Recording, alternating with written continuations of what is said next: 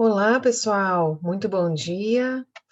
Hoje, então, estamos aqui mais uma vez juntos para estudar a continuação aqui do livro de Tiago, né? O livro, a nossa revista que nós estamos seguindo aqui como base. Nós estamos na aula 16. O nome da revista é Tiago, Fé em Ação, e essa aula fala de juramento e oração, tá? Se você não assistiu às outras aulas e quer recuperar essas aulas para trás, para acompanhar com a gente o estudo do livro de Tiago, você pode buscar no YouTube, no canal da IBMC, as outras aulas, tá bom? Bom, vamos ver como é que se o pessoal já está chegando, né? Vamos esperar o pessoal ir se conectando aqui conosco.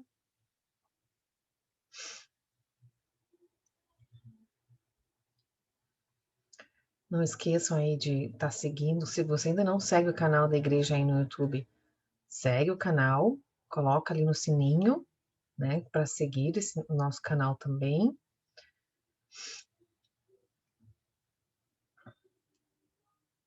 Joia, queridos, acho que já demos um minutinho aqui, né? Então, muito bom dia novamente, né, meus irmãos e minhas irmãs estão aí acompanhando. A graça e a paz do Senhor. Hoje, então, como eu falei no início, a gente está falando sobre a aula 16 da nossa revista Fé em Ação, e vamos tratar da questão do juramento e a importante e necessária oração. Assim como as aulas que nós temos acompanhado até aqui em todo o livro de Tiago, nós estamos tratando da vida cristã na prática. E essa aula não vai ser diferente. Estamos quase no final do livro e também quase no final da nossa revista, e já pudemos falar aqui nessas aulas de muitas questões práticas da vida cristã. Por isso, a gente fala que a leitura de Tiago, recorrentemente, várias vezes ao ano, é muito importante, porque são hábitos, são formas, né, de conduta que são orientadas. Bom, então, vamos nos preparar aí para a nossa aula de hoje. Vamos manter a nossa Bíblia em prontidão. Se você gosta de usar a Bíblia física, deixa ela aí do ladinho, já abre no livro de Tiago, capítulo 5. Se você gosta da Bíblia online também, pegue sua Bíblia. Não deixa de acompanhar os textos que nós vamos ler aqui na aula, tá? A gente vai usar vários outros textos além do livro de Tiago. E conforme a gente vai lendo, também deixa aí pertinho lápis, caneta, né? Grife, marca aquilo na tua Bíblia, aquilo que o Espírito Santo tem trazido ao teu coração, né? Juntamente com a sua Bíblia, não esqueça aí de deixar aí um caderno, se você quiser anotar, caneta, e sempre que surgir dúvida, ou quando você quiser compartilhar algo que tenha a ver com a nossa aula, compartilha ali no chat, tá? O chat está ali à disposição. E conforme for possível, eu vou também interagindo ali com vocês, tá? Bom, e por falar sobre oração, né? Hoje a aula é sobre oração. Vamos iniciar nossa aula, como sempre, com uma oração, tá bom? Senhor Deus e Pai, nós te agradecemos por mais um momento de estudo da tua palavra, que é tão viva e poderosa, para alcançar os lugares escuros que precisam ser iluminados pelo teu conhecimento em nós, pela verdade que temos em ti. Nesse momento, Senhor, queremos abrir o nosso coração, o nosso ouvido, a nossa mente para o teu Santo Espírito. Traz-nos para pertinho do Senhor, atrai-nos para uma vida de intimidade contigo. Fala nossos corações nessa manhã e lembra-nos da importância de estarmos próximos do Senhor constantemente. Abençoa, Senhor Jesus, esse tempo de estudo da tua palavra, em nome de Jesus. Amém. Amém. Muito bem, pessoal. Então vamos lá. Abrindo a nossa Bíblia no livro de Tiago, onde estamos nos aprofundando. Lembro a vocês, de novo, que o chat está ali para perguntar ou comentar qualquer coisa, tá bom? É uma ótima forma de a gente manter esse contato, apesar da distância, né? Então vamos utilizá-lo e é uma forma até de a gente manter a nossa comunhão, né? Por que não? Você pode falar com seu irmão, comentar ali, né? Dar um oi, graça e paz, né? Aí os irmãos sabem que está ali no chat, já dá um oi, né? É uma forma de manter a comunhão também. Nossa, se a gente estivesse no templo, a gente faria isso, não faria? Daria um abraço a todo mundo, daria bom dia, conversaria com aqueles mais próximos também. Então, aproveita o chat também. Bom, vamos lá. Vamos para os nossos textos. Opa, não foi aqui, meu? Isso. Vamos começar lendo nossos textos, né? Os textos que são base aqui para o nosso estudo de hoje. Vamos seguir então no capítulo 5, no versículo 12 ao 18. Na semana passada, nós estudamos a primeira parte desse capítulo, né? Que falava sobre a paciência. Hoje eu te continuo com esse estudo. Então, lembra sempre, quando a gente está aqui, quando a gente fala, hoje vai ser Tiago 5, 12 a 8. Mas Tiago estava escrevendo uma carta. Ele não estava fazendo essas divisões que a gente está fazendo aqui, por assunto, né? Então, ele escreveu um texto único, que foi se construindo, se complementando. Então, essas aulas são muito complementares. Então, procure ficar em dia aí com as tuas aulas e procure as anteriores, caso tenha perdido alguma, tá? Lá em Tiago 5, então 12, vamos ler juntos. Todo mundo já deu tempo de abrir, né? E Tiago da Bíblia tem que estar craque já. Estamos estudando quantos meses já, Tiago, né? Vamos lá, Tiago 5, 12. Sobretudo, meus irmãos, não jurem nem pelo céu, nem pela terra, nem por qualquer outra coisa. Seja o sim de vocês sim, e o não, não, para que não caiam em condenação. 13. Entre vocês há alguém que está sofrendo? Que ele ore. Há alguém que se sente feliz? Que ele cante louvores. Entre vocês há alguém que está doente? Que ele mande chamar os presbíteros da igreja para que estes orem sobre ele e unjam com óleo em nome do Senhor. E a oração feita com fé curará o doente. O Senhor o levantará. E se houver cometido pecados, ele será perdoado. Portanto, confessem os seus pecados uns aos outros e orem uns pelos outros para serem curados. A oração de um justo é poderosa e eficaz. Elias era um homem, era humano como nós. Ele orou fervorosamente para que não chovesse e não choveu sobre a terra durante 3 anos e meio. Orou outra vez, e o céu enviou chuva, e a terra produziu os seus frutos. Tiago 5, 12 a 18. Joia! Que legal, né? Esse texto aqui, o versículo 16, que a gente tem falado da oração do justo é poderosa e eficaz, como a gente tem repetido isso nos últimos meses, desde que começou a pandemia, né? Esse versículo a gente não pode esquecer. Tiago 5,16, né? Joia. Segundo texto ali, Mateus 6, 5 a 15. Vamos seguir então para Mateus, que é um texto complementar, devocional da nossa revista dessa semana. Então, como estamos estudando sobre oração, é primordial conhecer o ensino de Jesus sobre oração, concordam? Vamos abrir lá. Mateus, primeiro evangelho, primeiro livro do Novo Testamento. Todo mundo achou, né? Mateus 6, 5 a 15. Eu vou ler. Me acompanhe aí. E quando vocês orarem, não sejam como os hipócritas. Eles gostam de ficar orando em pé nas sinagogas e nas esquinas, a fim de serem vistos pelos outros. Eu lhes asseguro que eles já receberam sua plena recompensa. Mas quando você orar, vá para o seu quarto, feche a porta e ore ao seu pai que está em secreto. Então o seu pai que vê no secreto o recompensará. E quando orarem, não fiquem sempre repetindo a mesma coisa, como fazem os pagãos. Eles pensam que por muito falarem serão ouvidos. Não sejam iguais a eles, porque o seu pai sabe do que vocês precisam, antes mesmo de o pedirem. Vocês orem assim: Pai nosso que estás nos céus, santificado seja o teu nome. Venha o teu reino. Seja feita a tua vontade, assim na terra como é no céu. Dá-nos hoje o nosso pão de cada dia. Perdoa as nossas dívidas, assim como perdoamos os nossos devedores. E não nos deixes cair em tentação, mas livra-nos do mal, porque teu é o reino, o poder e a glória para sempre. Amém. Pois se perdoarem as ofensas uns dos outros, o Pai Celestial também lhes perdoará. Mas se não perdoarem uns aos outros, o Pai Celestial não lhes perdoará as ofensas. Mateus 6, 5 a 15. O que você grifou aí? Esse é outro texto que a gente não pode deixar de saber, né? Todos nós conhecemos a oração do Pai Nosso. A gente aprende bem cedo essa oração que Jesus ensinou. Mas olha quantos outros ensinos tem aqui em Mateus 6, né? Orar no secreto. Eu marquei aqui, quando você vai orar, orar no secreto, que o seu pai te vê em secreto, né? Muito legal. Bom, esse estudo aqui desse texto de Mateus, com certeza só ele daria uma aula inteira, uma revista inteira sobre a oração do Pai Nosso, né?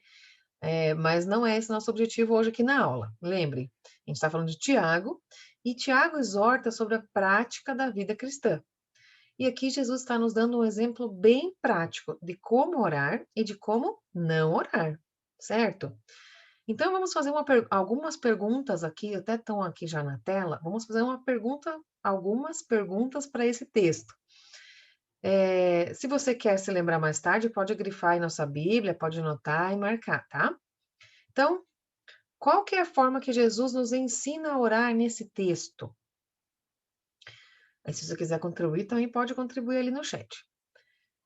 Então, qual que é a forma que Jesus está ensinando a orar? Ali no verso 6, vocês vão encontrar ali a resposta, ó. Mas quando você orar, vá para o seu quarto, feche a sua porta e ore a seu pai, que está no secreto. Então, o seu pai que vê no secreto o recompensará, né? E o que nós não devemos fazer, segundo o que Jesus ensina? Aí tem mais coisa. A primeira pergunta tem mais respostas também. Mas a segunda tem duas coisas bem específicas que Jesus orienta que nós não façamos. No verso 5, ele já começa falando sobre isso. Não sejam hipócritas. Eles gostam de ficar orando em pé nas sinagogas e nas esquinas, a fim de serem vistos pelos outros. Puxa, então acho que aquela oração pomposa que eu falo todo o vocabulário que eu nunca uso no dia a dia e eu quero falar as palavras mais difíceis com Deus, bem alto para que todos vejam, será que se encaixa aqui? Né? Acho que não é essa oração que Jesus está incentivando a gente a fazer. E no verso 7, olha lá. E quando orarem, não fiquem sempre repetindo a mesma coisa, como fazem os pagãos. Eles pensam que por muito falarem serão ouvidos, né? Então, é igual criança birrenta, né? Que não para de repetir a mesma coisa, que quer. Ninguém aguenta alguém ficar repetindo do teu lado o tempo todo, pedindo sempre a mesma coisa, né? E não conversar com você. Então, isso também não é recomendado na nossa oração. Tá, e por que vocês acreditam que o que Jesus está ensinando, né? Dessa forma que Jesus ensina sobre oração, transforma a oração numa oração eficaz? Né? Tem outro texto que Jesus fala assim: vocês não recebem porque não sabem como orar, né? Isso eu falo que falou, né? Pedir, dar-se-vos-á, bater e abrir-se-vos-á, né?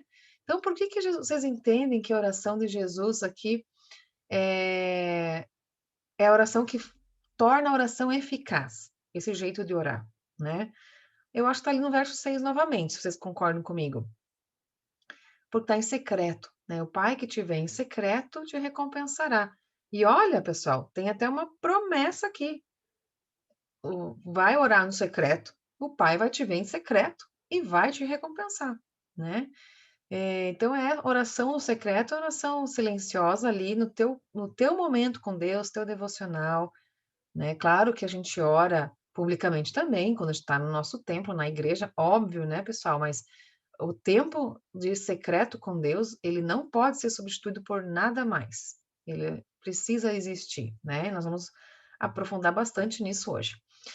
Bom, essas considerações que a gente fez aqui nessa passagem, elas precisam aí estar no nosso cotidiano, vocês concordam, né? Não é à toa que esse texto é o nosso texto devocional, né?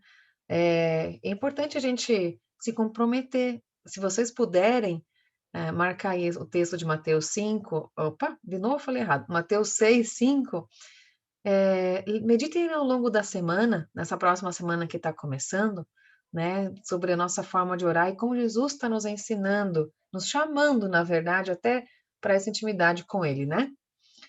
Bom, vamos adiante então, entender um pouquinho de como Tiago trouxe esse ensino de Jesus sobre a oração para a igreja e ao povo de Deus, de forma também muito prática e clara, tá?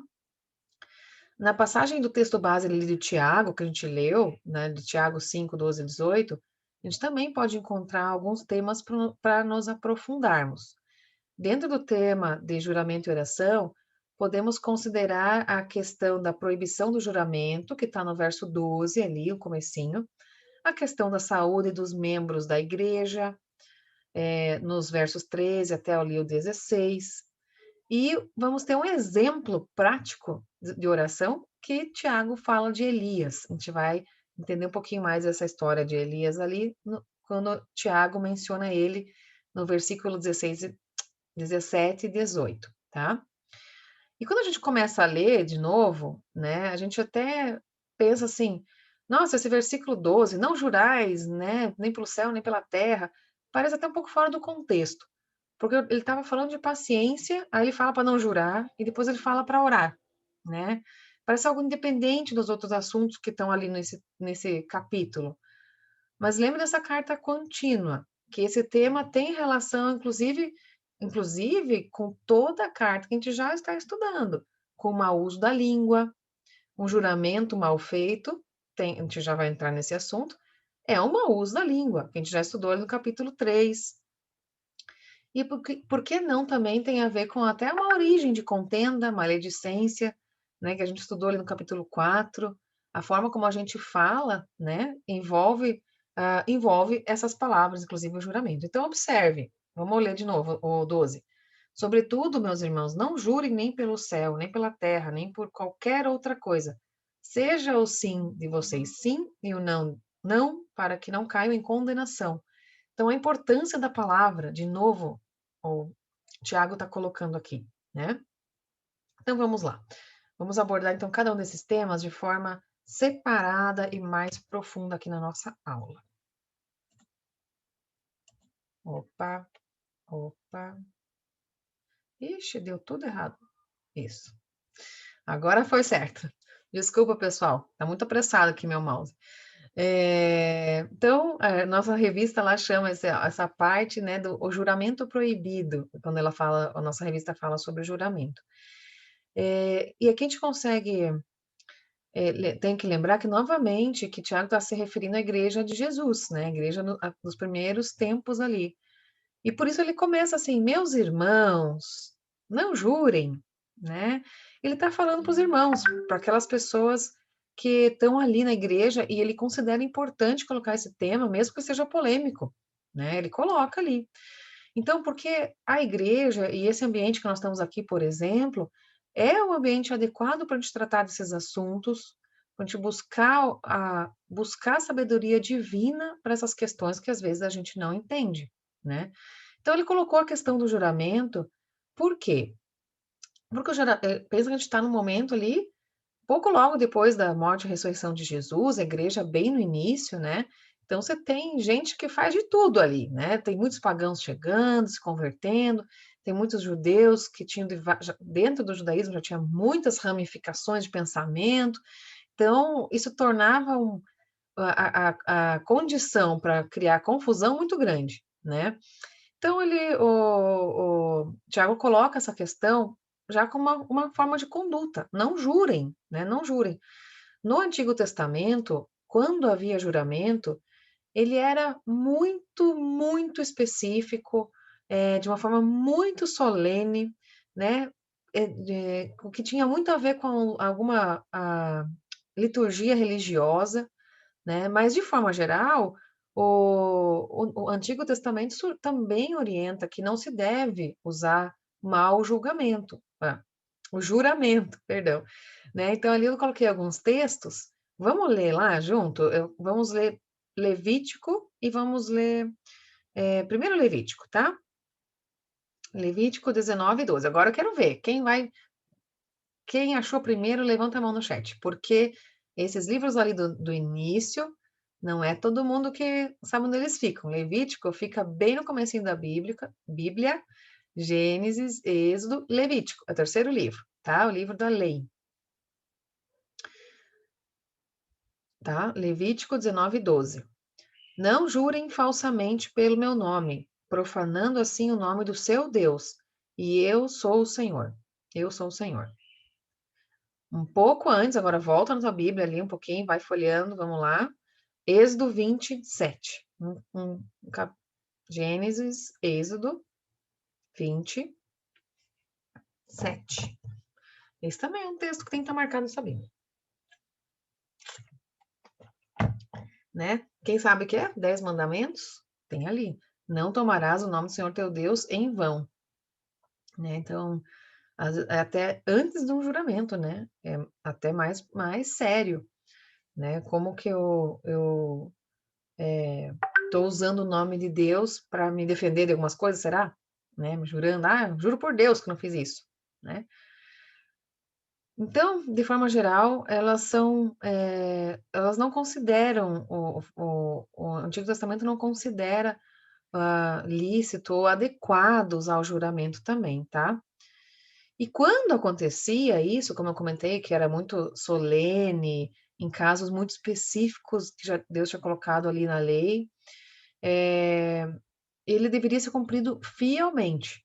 Ali está demonstrado no último texto ali que a gente colocou, de 2 Crônicas 6, 22 a 23. Também quero ver quem vai levantar a mão primeiro. Quem vai achar primeiro? 2 Crônicas 6, 22 e 23.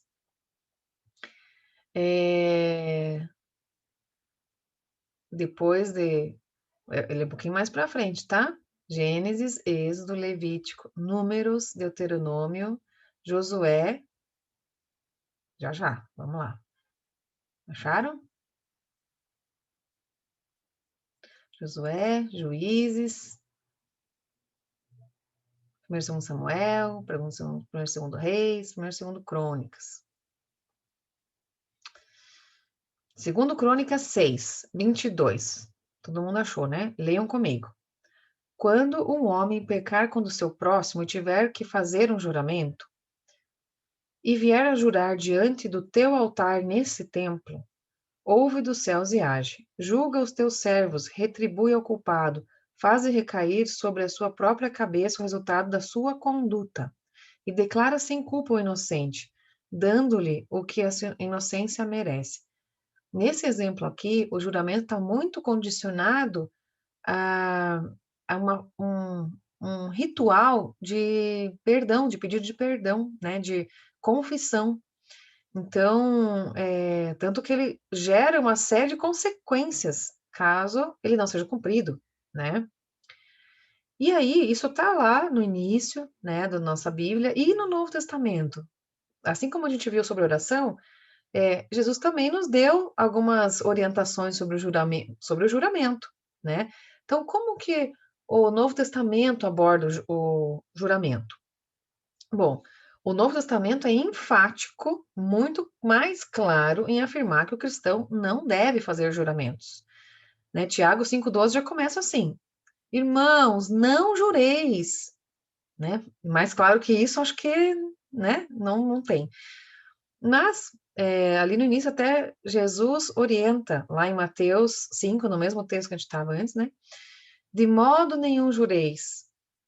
E Tiago acrescenta na sua carta, nem por qualquer outro voto, nem pelo céu, nem pela terra, nem qualquer voto, né? Nada. Não inventa, não jura, não precisa. Seja tua palavra firme, né? Seja digno de confiança. Sim, sim, não, não. Né? E aí, por que disso? Mas por que vocês acham que não precisa, que não se deve jurar? Né? Então, já levantou aqui 4 pontos que implicam nessa questão de tornar o juramento algo ruim. Então, o juramento tende a invocar o nome de alguém ou de algo que não sou eu, ou que eu considero superior a mim, para me dar crédito. Ou seja, eu estou falando, eu juro pela minha mãe que eu vou parar de fumar. Bom, a nossa palavra tem que ser sim, sim, não, não. O que minha mãe tem a ver com isso? Ela vai me dar crédito? Né? Então, não tenho que invocar o nome. principalmente se eu colocar Deus na história, né? Pior ainda. Então, não tenho que invocar ou ter alguém superior para avalizar a minha palavra. Ela tem que valer o que ela vale, tem que valer o que eu falo. Outro ponto, segundo, porque já se havia mostrado que era muito difícil cumprir os juramentos no Antigo Testamento, né? As pessoas já tinham chegado até ali com muita dificuldade nessa história dos julgamentos. E também porque como eu esse 3 já é complemento 1, a nossa palavra precisa ser confiável sem necessidade de juramentos. E também porque o preço de um juramento é muito alto. A gente coloca aqui esse exemplo, a gente leu lá em Crônicas que ele tem uma série de consequências ali, né, da pessoa não cumprir o juramento, mas aconteceu um exemplo prático aqui, relatado por Marcos, lá em Marcos 6, que foi a morte de João Batista. A gente não vai ler, mas eu vou contar essa história rapidamente. Quando Herodes estava lá prendeu João Batista, a esposa dele fez um banquete. E ele falou: "Ah, esposa linda", nas minhas palavras, "o que você quiser, eu juro que eu te dou o que você quiser". E ela se aproveitou desse juramento e pediu para a filha que quando ela fosse, a filha dançou, melhor, estou invertendo, confundindo aqui a história. A filha dela dançou no banquete e ele prometeu, jurou para a filha que ele faria o que ela quisesse, porque a dança tinha sido muito linda. E ela foi se conciliar com a mãe, e a mãe falou: "Ah, eu quero que o João Batista morra", né? Teve que cumprir o juramento, foi assim que o João Batista morreu. Então, o peso é muito grande. Por isso a gente não deve jurar, né? Parece uma coisa simples, parece, eu juro que você faz qualquer coisa que você quiser. Jura mesmo? Né? Como é que é isso? Como é que é essa questão da palavra? E outra, é importante a gente entender também por que que isso é importante, por que que o Tiago está colocando isso nesse contexto, né? Tiago está orientando uma igreja que está se expandindo muito rápido. A igreja trazia novos convertidos, trazia pessoas novas para a igreja diariamente. Então, era necessário explicar e orientar sobre essa conduta também do próprio relacionamento com Deus. E jurar não faz parte da nossa conduta de oração, né? Mas hoje, e não se deve, nem na nossa oração, nem com os outros. Então, isso foi para aquela época, mas será que para hoje a gente não está na mesma situação, né?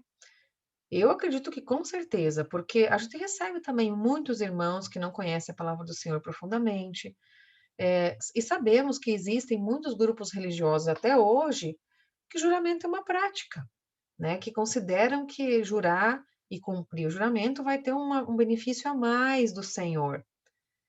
Então, meu irmão e minha irmã, se jurar não é sua prática, ou se você já abandonou essa prática quando você conheceu a Cristo, amém. Mas agora a gente pode ajudar aqueles que chegam até nós e que às vezes pensam que jurando estão criando um compromisso de entrega de uma bênção parte de Deus, né? Eu estou jurando para que Deus me dê algo. Então, lembra, o juramento é diferente de compromisso. É diferente de buscar o Senhor constantemente, com um propósito, por um período, como a gente faz, por exemplo, aqui na nossa igreja, nas nossas marchas de oração de terça e de quarta-feira. Isso não é juramento, isso é um compromisso, né? Jurar é barganhar com Deus, às vezes com oração. Vou dar um exemplo. Não seria de se estranhar uma oração assim, Senhor, se o Senhor curar isso ou aquilo ou aquela pessoa, eu juro que eu vou parar de beber, de fumar, de sair de noite, de fazer alguma coisa errada, né? Parece uma coisa boa essa oração, não parece? Poxa, você está falando que vai deixar um pecado? Ou ainda mais simples, né? Uma coisa mais do nosso cotidiano, se a gente falar assim, Senhor, se eu conseguir esse emprego, se eu conseguir a minha namorada, meu namorado, se eu conseguir esse meu objetivo, etc., o que for, eu juro que eu vou todos os domingos na igreja pelo resto da minha vida. Puxa, parece simples, parece até bobo, mas não é. É uma palavra que não vai se cumprir, e palavra que não se cumpre é mentira, né? Então, o juramento está ligado num risco de mentira muito grande. Pense nessa forma, né? E além disso é uma barganha, que com Deus eu tinha uma barganha, né? Ah, se você fizer isso, Deus, eu juro que eu faço aquilo. Quem sou eu para barganhar com Deus, né?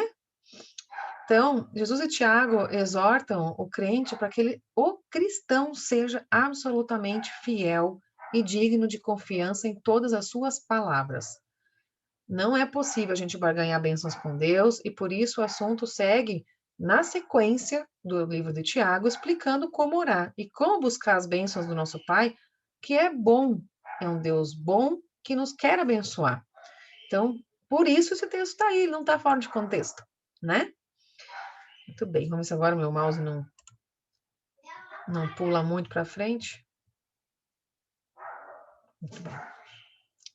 E aí vamos seguir então na questão da oração. O Tiago vai introduzir na sequência esse tema da oração, falando sobre primeiro a saúde da igreja.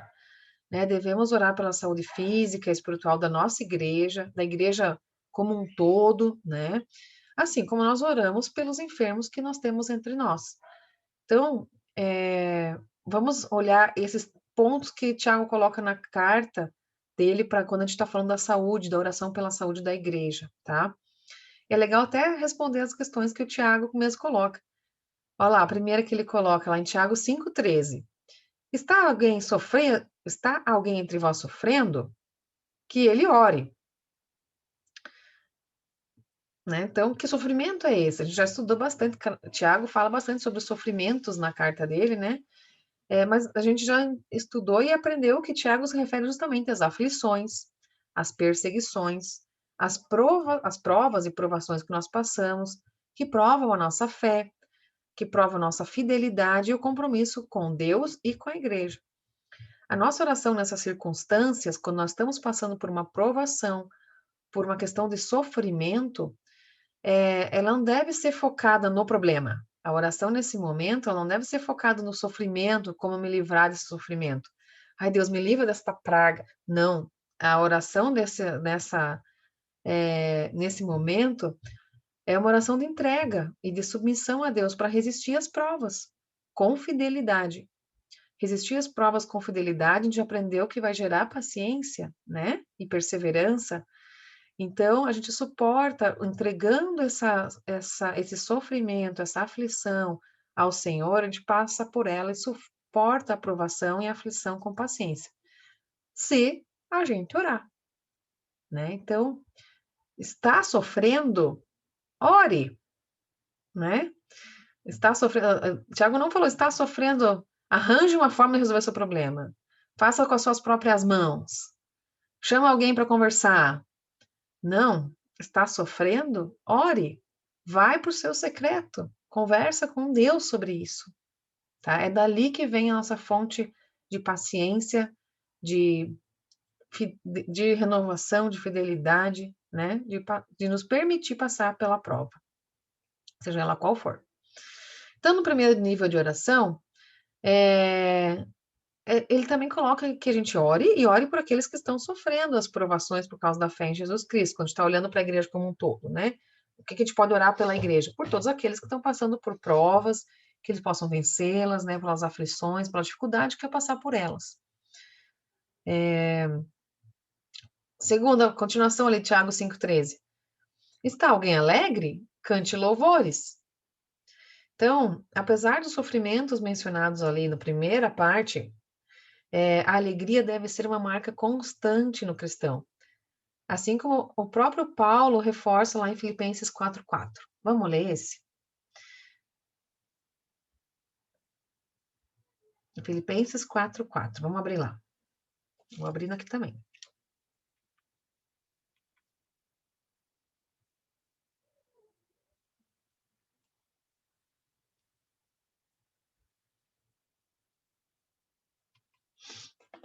Olha lá. Achamos? Filipenses 4,4. Alegrem-se no Senhor. Novamente direi, alegrem-se. É uma ação, né?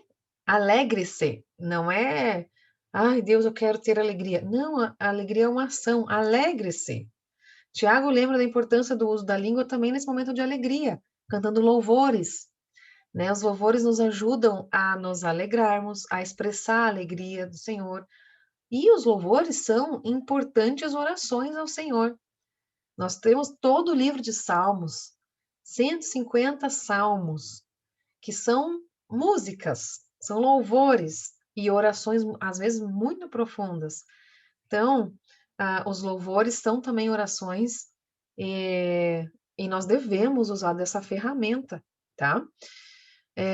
O Novo Testamento, gente, normalmente, constantemente exorta os cristãos a se manter cheio de louvor, isso em qualquer momento, na casa, no trabalho, na igreja, né? Então, eu vou falar alguns textos aqui, nós vamos ler, tá? E lembre, se você puder, não quero alongar muito, senão a gente vai acabar perdendo nosso tempo aqui, mas marquem, tá?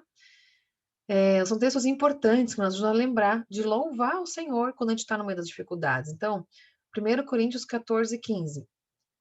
1 Coríntios 14 e 15. Anota aí para você conferir depois o texto. Então, o que eu farei? Orarei com o Espírito, mas também orarei com o meu entendimento. Cantarei com o Espírito, mas também cantarei com o entendimento. E cheios do Espírito, lá como Paulo complementa em Efésios 5,19, falando em si com salmos, hinos, cânticos espirituais, cantando e louvando de coração ao Senhor. E ali em Colossenses 3,16, fala assim: habite ricamente em vocês a palavra de Cristo. Ensinem e aconselhem-se uns aos outros com toda a sabedoria. Cantem salmos, hinos e cânticos espirituais com gratidão a Deus em seus corações. Então, pessoal, nosso segundo nível de oração aqui, que Tiago está apresentando, é orar louvando ao Senhor. Através do louvor, a oração de louvor de gratidão, pela demonstração de amor de Deus por nós e pela salvação que Ele nos trouxe.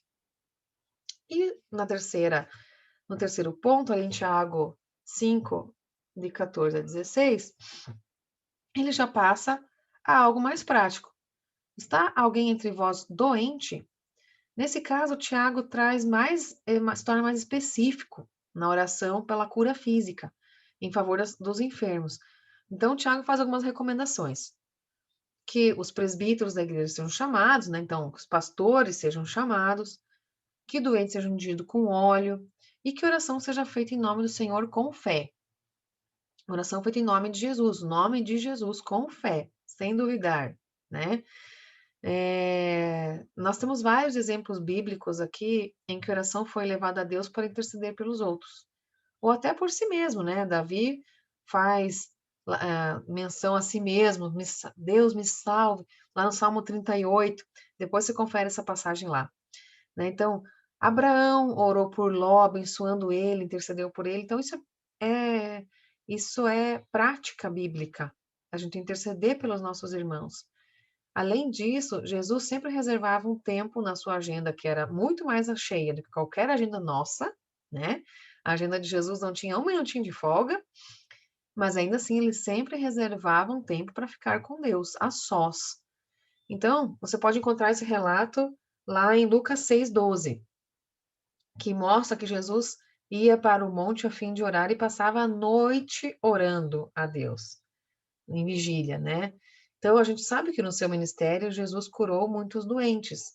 E isso está relatado em todos os evangelhos, né? Mas você também pode conferir isso lá em Mateus 9, 35 e 36, que fala assim, eu gosto muito. Jesus ia passando por todas as cidades e povoados, ensinando nas sinagogas, pregando as boas novas do reino e curando todas as enfermidades e doenças. Ao ver multidões, teve compaixão delas, porque estavam aflitas e desamparadas, como ovelhas sem pastor. O Novo Testamento ali, os evangelhos relatam várias vezes de como Jesus teve compaixão das multidões. Ele precisava curá-los. Ele, em alguns relatos, fala que eu fui movido de íntima compaixão. Puxa, perdão, é uma necessidade, assim, de se colocar naquele lugar e curar, né, os outros, não deixar as pessoas naquela situação. né? Então, assim, Tiago também nos exorta a manter os nossos enfermos que estão no meio de nós em oração, com fé, crendo na cura. A gente precisa ter a mesma compaixão pelos nossos enfermos, no sentido de sermos impelidos e obrigados em amor a orar com fé pela cura física dos irmãos.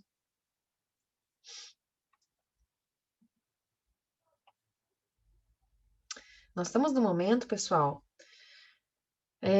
que é extremamente relevante a nossa oração pelos outros, né? Aqui eu preciso fazer um parênteses. Puxa, nós temos grupos de oração. Se você não está em nenhum grupo de oração da igreja, se envolva. Nós precisamos manter os nossos irmãos enfermos em oração. Nós temos muitos irmãos precisando de oração, precisando de cura, de intercessão, em hospitais, em leitos de hospitais. Então, a gente precisa manter a nossa firmeza, manter o nosso secreto, fazer a nossa lista e fazer as nossas orações pelos nossos irmãos, tá bom? E aí, vou dar um exemplo aqui de uma oração muito fervorosa e poderosa. Olha aí, ó.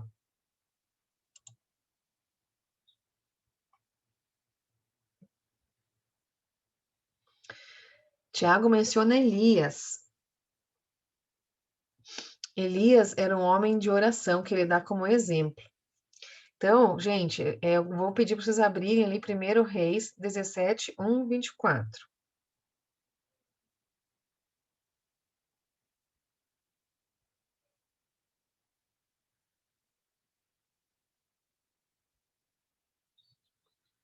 Primeiro Reis 17, 1 a 24.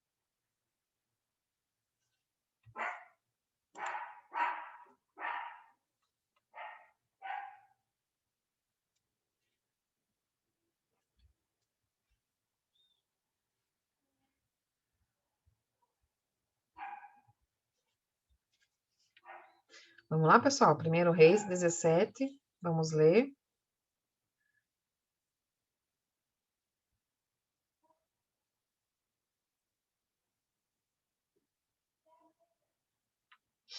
Vamos lá. É um texto longo, mas aqui, como o Tiago está se referindo a ele, no Novo Testamento, para aquela igreja da época, eu quero lê-lo inteiro, tá? Para vocês entenderem o contexto dessas orações de Elias. Então, 1 Reis 17, 1. Então Elias, o tisbita, dos moradores de Gileade, disse a Acabe. Acabe era o rei de Israel naquela época. Vive o Senhor Deus de Israel, perante cuja face estou, que nesses anos nem orvalho nem chuva haverá, senão segundo a minha palavra. Depois veio a ele a palavra do Senhor, dizendo: Retira-te daqui, vai para o oriente, esconde-te junto ao ribeiro de Querite, que está diante do Jordão. E há de ser que beberás do ribeiro, e eu tenho ordenado aos corvos que ali lhe sustentem. Foi, pois, e fez conforme a palavra do Senhor. Porque foi e habitou junto ao ribeiro de Querite, que está diante do Jordão, e os corvos lhe traziam pão e carne pela manhã, como também pão e carne à noite, e bebia a água do ribeiro. E sucedeu que, passados os dias, o ribeiro secou, porque não tinha chuva, não havia chuva na terra. Então veio a ele a palavra do Senhor, dizendo: Levanta-te e vai para Sarepta, que é Sidom, e habita ali. Eis que eu ordenei a uma mulher viúva que te sustente. Ele se levantou e foi a Sarepta. E chegando à porta da cidade, eis que estava ali uma mulher viúva apanhando lenha, e ele a chamou e lhe disse: Traz-me, peço, um vaso e um pouco de água para que beba. E indo ela trazê-la, ele a chamou e lhe disse: Traz também agora um bocado de pão na tua mão. Porém ela disse: Vive o Senhor teu Deus, que nem bolo tenho, senão somente um punhado de farinha numa panela, e um pouco de azeite numa botija. E vês aqui, apanhei 2 cavacos, vou prepará-lo para mim e para o meu filho, para que comamos e morramos. E Elias lhe disse: Não temas, vai e faze conforme a tua palavra. Porém, faze dele primeiro para mim um bolo pequeno, e traze aqui, depois farás para ti teu filho. Porque assim diz o Senhor, o Deus de Israel: a farinha da tua panela não se acabará, e o azeite da botija não faltará até o dia que o Senhor dê chuva sobre a terra.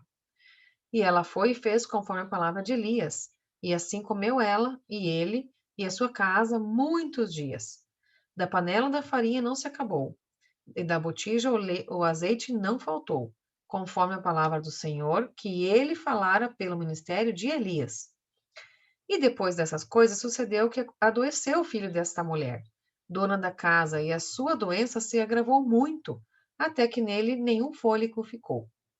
Então ela disse a Elias: Que tenho eu contigo, homem de Deus? Vieste tu à minha casa para trazeres à memória a minha iniquidade e matares meu filho? E ele disse: Dá-me teu filho. E ele tomou o do seu regaço e o levou para cima ao quarto onde o mesmo habitava, onde Elias habitava, e o deitou na sua cama. E clamou ao Senhor e disse: Ó Senhor meu Deus, também até esta viúva com quem me hospedo afligiste, matando-lhe o filho? Então se estendeu sobre o menino 3 vezes e clamou ao Senhor e disse: Ó Senhor meu Deus, rogo-te que essa alma desse menino torne a entrar nele. E o Senhor ouviu a voz de Elias, e a alma do menino tornou a entrar nele e reviveu. E Elias tomou o menino e trouxe do quarto à casa e o deu à sua mãe. E disse Elias: Vês aí, teu filho vive. Então a mulher disse a Elias: Nisto conheço que agora que tu és homem de Deus, e que a palavra do Senhor na tua boca é verdade. 1 Reis 17, 1 a 24. Então, Tiago destaca aqui no verso 17 de Tiago, né? Tiago 5,17, que Elias também era humano como nós. Elias era sujeito aos mesmos sentimentos, às provações, provas, aflições.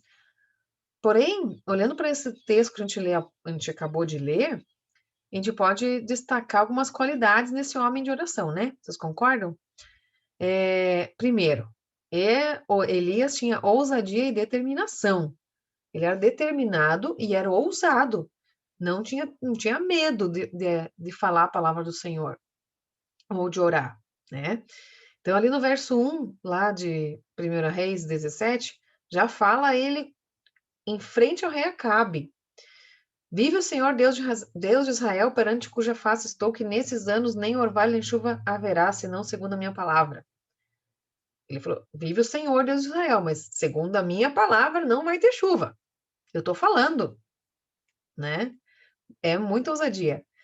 Elias também era fervoroso na oração, né? Ali no final, ele orou, se prostrou, diz que ele clamou várias vezes por aquele menino, e aí o verso 22 fala, e o Senhor ouviu a voz de Elias, e a alma do menino tornou a entrar nele e reviveu.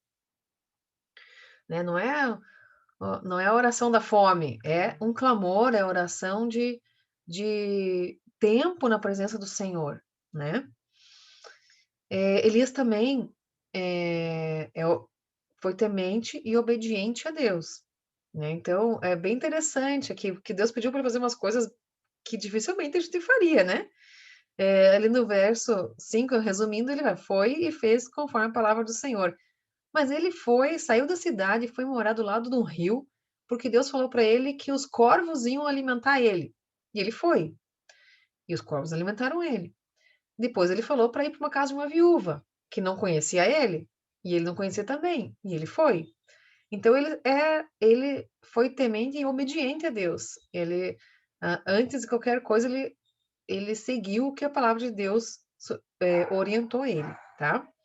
Então Elias, nesse ponto de vista, para mim, nos ensina que a oração é um exercício diário. E não digo nem só diário, a oração precisa ser constante, né? Paulo fala, orai sem cessar. Então, para manter essa oração constante, para a gente manter essa vida de transparência diante do Senhor, né? Não ficar nada escondidinho, a gente está totalmente transparente, totalmente entregue ao Senhor. Estar no centro da vontade de Deus permite que nós oremos conforme a vontade dele.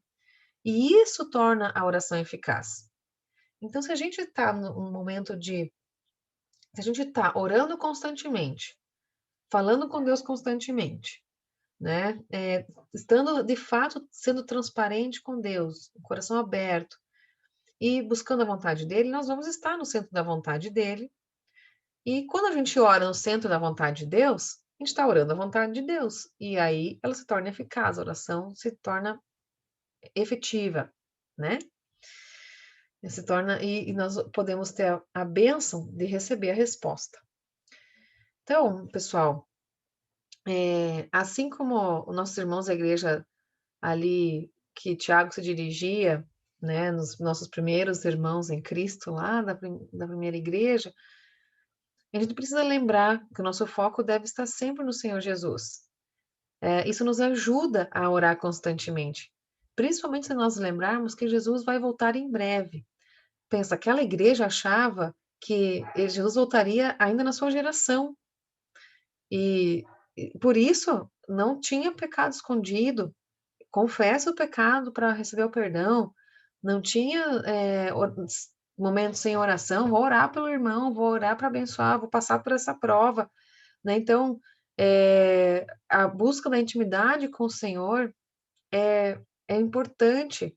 Isso nos leva a um autoexame constante. E isso nos faz viver uma vida digna de inteira confiança e integridade.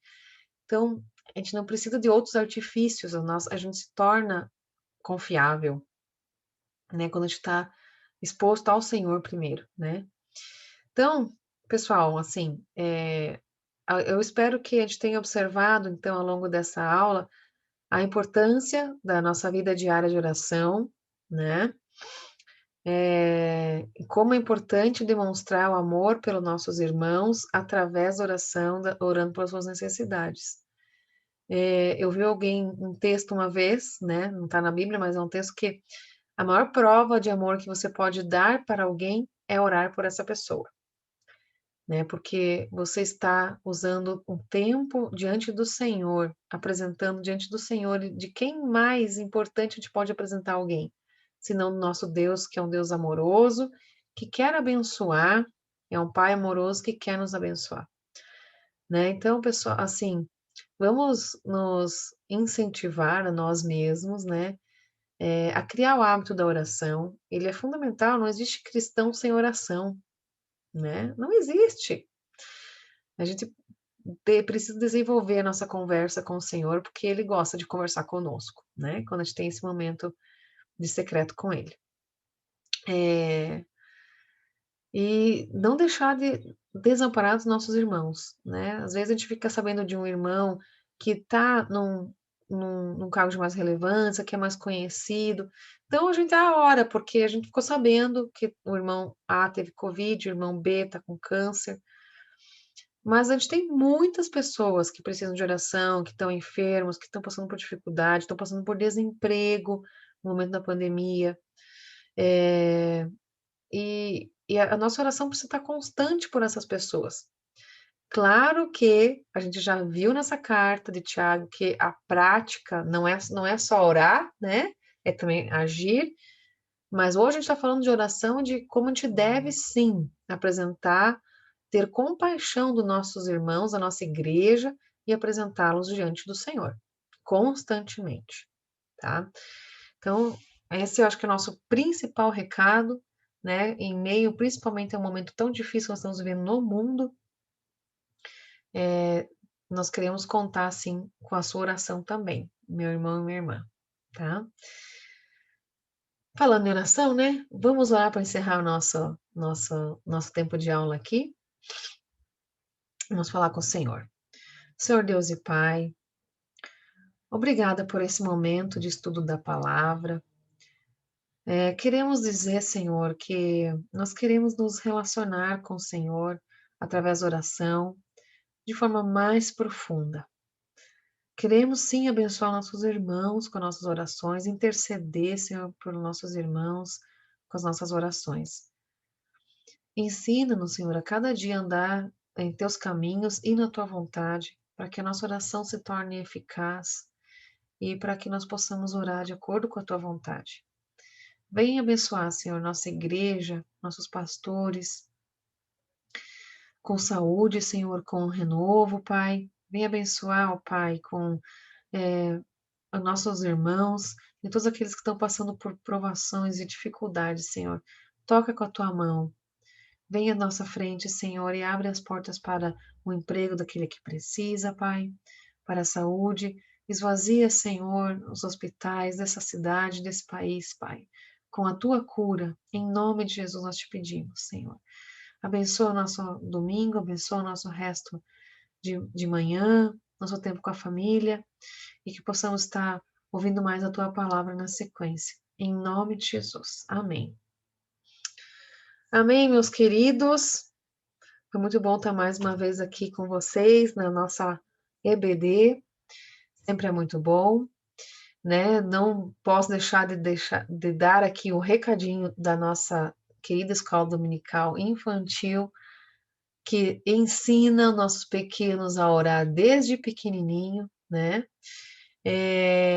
O tema de hoje, que os milagres de Jesus, vai ser sobre a história da mulher com fluxo de sangue, né? A mulher toca as roupas de Jesus, né? Começa às 10, corre lá, chama a criançada para assistir, não deixa para depois, não deixa eles crescerem sem essa base, tá bom? Muito bem, pessoal, foi um prazer estar de novo com vocês. O Senhor abençoe cada um, abençoe a vida de vocês e vamos estudando cada dia mais a palavra do Senhor, né? Um grande abraço, um grande beijo, Deus abençoe. Tchau, tchau.